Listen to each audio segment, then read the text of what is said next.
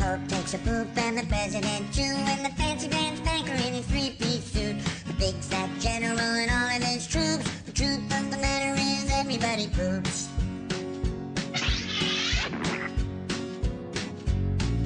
The famous brain surgeon has to leave his lump, and the high-priced model has to stop for a dump. But can the size of Canada can't spray away the truth, 'cause even if they don't admit it, everybody poops. Everybody poops. Everybody poops. Sure things number more than two.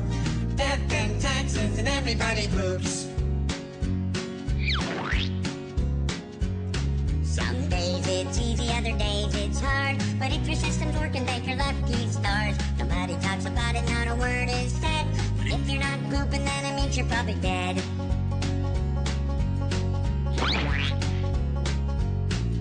The destitute and homeless have to do it, it's true, but even all the wealthy people gotta make do. And if you live long enough, it's happening to you. Sooner or later,